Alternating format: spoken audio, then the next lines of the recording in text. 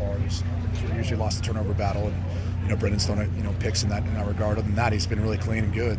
Defensively, you have to find a way to get off the field on third down. You have to stop the run. In particular, LJ Martin's one of the best rushers in the country, maybe the best in the Big 12. So defensively, start to stop the run, trying to create some negatives, put that on the freshman's shoulders, throwing the football, see if he won't make some mistakes here in the nip at night. And then, Brendan's got to keep doing what he's doing this year, just take care of the football. Has Cincinnati kind of shocked you this season with the results that they've had, the success under Scott Satterfield in year 3? Just what's been your thoughts of the program growing over the last few years? Not surprised. This is a good program. I think some people questioning, when you leave to take another job, always it was a better job. I look at, again, some of the skill players they've got here, what they've been able to develop. They've done well. The fact they're in the Big 12 hunt, they're not out of it. They win tomorrow. They had some things to work their way, but they went out. They still have a shot at playing for the Big 12 championship. So I think in year 3 under Scott Satterfield, that's all you can ask for is continue to keep trying to play for championships, try to find a way in the playoff. What are your thoughts on where BYU's ranked? Are they underrated? Are they right just where they should be? Or what are your thoughts on their playoff ranking? I think they're about where they should be. I don't know that they have a really great quality win.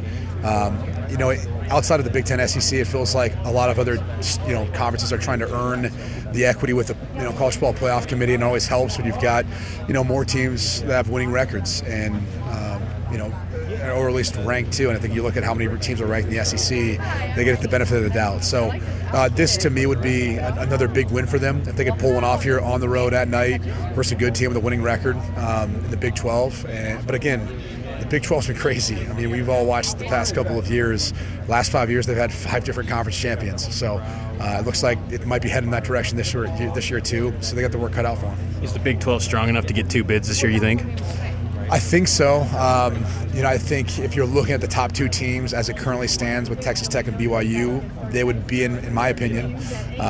It'll be interesting to see how Utah's viewed, especially considering BYU owns the head-to-head if it ever comes between those two. And obviously the committee thinks a lot of what Utah has looked like, since their loss to Texas Tech and some of the others they had. So, it looks like the committee's looking upon the Big 12 somewhat favorably with 5 teams ranked this week. But there's still a lot of games left to be played. Has Coach Meyer been telling you about his glory days here as a DB at Cincinnati? We were not talking about that, but we were talking about when he met his wife Shelly here, what year that was. And so we talked a little bit about that because he went here, Shelly, his wife, went here, his son Nate went here. So there's a lot of ties here for the Meyer family.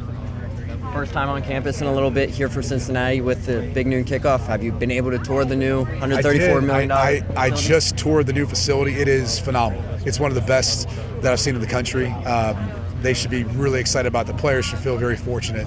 And that can be one of those things that makes a huge difference too, just in recruiting, and especially as a player, you spend so much time there. And that's really the place where you're going to get developed, as a player, both off the field, putting on the strength and developing the speed you need, but also preparing to be a pro and how you go approach the game, watching film and everything else. It's a huge thing for this program.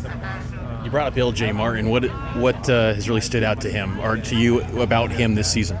He's just can do it all. He's good catching the football out of the backfield. He's got great patience and vision to kind of see the backside cut. He's steady. He's a very reliable, steady player for them. So I think that's one of the things that you always appreciate about a running back is always seems to be falling forward, always seems to kind of make the right play. So he's just been solid all the way around. Big 12 is a really quarterback-heavy league. Where do you think Bear Bachmeier falls within that hierarchy of quarterbacks? I've been so impressed with him. He's a true freshman. I don't think people quite understand. He didn't early enroll. He didn't redshirt. He literally got there, won out a quarterback battle, and is coming in now as a true freshman. So he's only continually gotten better, in my opinion, watching him. He has a knack for making plays in the clutch in the fourth quarter. He's tough to bring down. He's continually gotten better throwing the football, I think, with his accuracy. So he's extremely impressive. These kids, if you think about it, for someone like him, he entered into high school where all he knew was an era that he was going to enter into college one day and get paid for NIL. And I think all these kids are so mature, so prepared for that moment. And it's really led to a lot of these freshmen who've come in who've done a tremendous job really leading programs. What's an area or matchup in this game that you think is kind of underrated that's going to maybe help define this outcome? I don't know if it's underrated, but Cincinnati's got to stop the run. It starts and ends there for me. If they can't stop LJ Martin, they can't, get BYU in third and long.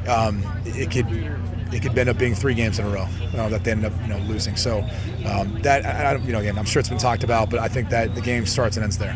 Speaking of stopping the run for BYU, a guy on Cincinnati's defensive line, Dante Corleone. What stands out about you on tape, his journey to where he is now? Yeah, What's exciting about Dante? He's a great story, but I just think his overall, watching him, his effort, I think you look at his quicks too off the ball. I mean, he's a talented player. We talked to him a year or two ago when they were playing Oklahoma, and we talked a little bit about his story then. So just a neat kid, one of those great stories in college football.